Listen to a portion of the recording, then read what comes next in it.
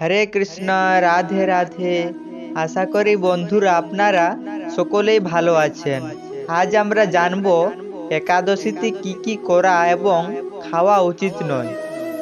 আজকের ভিডিওটি শেষ পর্যন্ত দেখবেন। এটি খুবই গুরুত্বপূর্ণ একটি ভিডিও হতে চলেছে। 2024 সালে আপনারা যারা একাদশী করতে চান বা করেন, তারা যদি এই নিয়মগুলি না মেনে চলেন, তাহলে আপনারা কিন্তু একাদশীর সম্পূর্ণ ফল কখনোই পাবেন না।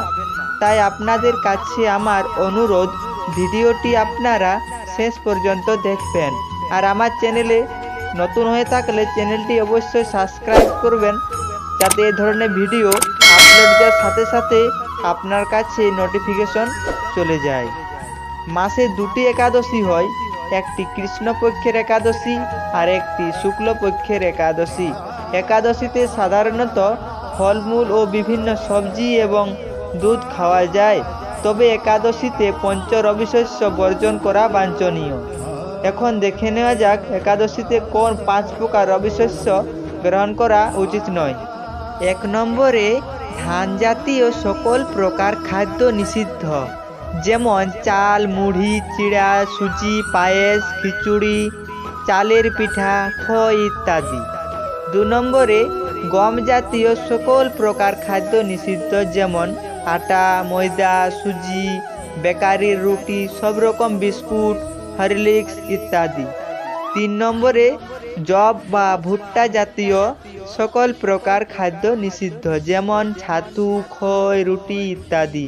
4 নম্বরে, ডাল জাতীয় সকল প্রকার খাদ্য নিষিদ্ধ, যেমন মুগ ডাল, মুসকলাই, খেসারি, মসুর, ছোলা, অড়হর, মটরশুঁটি, বরবটি ও শিম ইত্যাদি।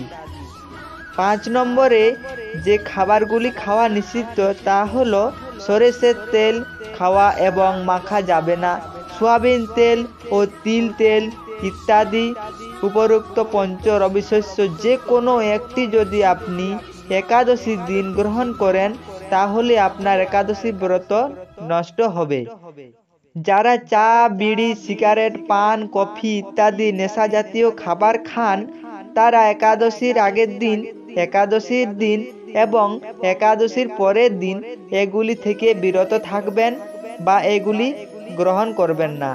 একাদশী করলে যে কেবলমাত্র নিজের জীবনের সদ্গতি হবে তা নয়, পিতা মাতা নিজ কর্মদোষে যদি নরকবাসী হন, তবে সেই পুত্রই পিতামাতাকে নরক থেকে উদ্ধার করতে পারে। একাদশীতে অন্ন ভোজন করলে যেমন নরকবাসী হতে হয়, তেমনি অন্যকে ভোজন করালেও নরকবাসী হতে হবে। তাই একাদশীর দিন সকলেই সাবধানতা অবলম্বন করবেন। একাদশী করা যেমন গুরুত্বপূর্ণ, ঠিক তেমনি একাদশী পালন করাটাও খুবই গুরুত্বপূর্ণ। একাদশীর পরের দিন অর্থাৎ দ্বাদশীর দিন একাদশীর পালন করতে বা ভঙ্গ করতে হয়। উপবাসের পর দিন সকালে যে নির্দিষ্ট সময় দেওয়া থাকে, সেই সময়ের মধ্যে রবিশস্য ভগবানকে নিবেদন করে আমাদের তা গ্রহণ করতে হয়, নতুবা একাদশীর কোনো ফল লাভ হবে না। একাদশী ব্রত পালনের প্রকৃত উদ্দেশ্য কেবল উপবাস করাই নয়, নিরন্তর ভগবানের নাম স্মরণ, শ্রবণ, কীর্তনের মাধ্যমে একাদশীর দিন অতিবাহিত করতে হয়। একাদশী পালনে পরনিন্দা, পরচর্চা, মিথ্যা ভাষণ দেওয়া, ক্রোধ, দুরাচারী সহবাস সম্পূর্ণরূপে নিষিদ্ধ।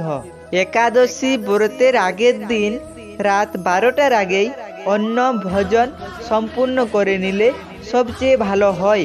ঘুমানোর আগে ব্রাশ করে দাঁত ও মুখ গহ্বরে লেগে থাকা সব অন্ন পরিষ্কার করে নেওয়া সর্বোত্তম। সকালে উঠে শুধু মুখ কুলি ও স্নান করতে হয়। একাদশীতে সবজি কাটার সময় সতর্ক থাকতে হবে, যেন কোথাও কেটে না যায়। একাদশীতে রক্তক্ষরণ বর্জনীয়। ব্রাশ করার সময় অনেকের রক্তক্ষরণ হয়ে থাকে, তাই একাদশীর আগের দিন রাতেই ভালোভাবে ব্রাশ করে নেওয়া উচিত। একাদশীর মাহাত্ম্য ভগবত ভক্তের মুখ থেকে শ্রবণ অথবা সম্ভব না হলে নিজেই ভক্তি সহকারে পাঠ করা কর্তব্য। যারা একাদশীতে একাদশীর প্রসাদ রান্না করেন, তাদের 5 ফোড়ন ব্যবহারে সতর্ক থাকা উচিত, কারণ পাঁচফোড়নে সরিষার তেল ও তিল থাকতে পারে যা বর্জনীয়। একাদশীতে শরীরে বা মাথায় তেল, সাবান, শ্যাম্পু ইত্যাদি বর্জন করা উচিত। সকল প্রকার ক্ষৌরকর্ম ও নখ কাটা নিষিদ্ধ। আজকের ভিডিওটি এই পর্যন্ত। পরবর্তী ভিডিও পাওয়ার জন্য চ্যানেলটি সাবস্ক্রাইব করে রাখবেন, আর ভিডিওটি ভালো লাগলে একটি লাইক করে চ্যানেলটি সাবস্ক্রাইব করবেন এবং কমেন্টে হরে কৃষ্ণ রাধে রাধে লিখতে ভুলবেন না।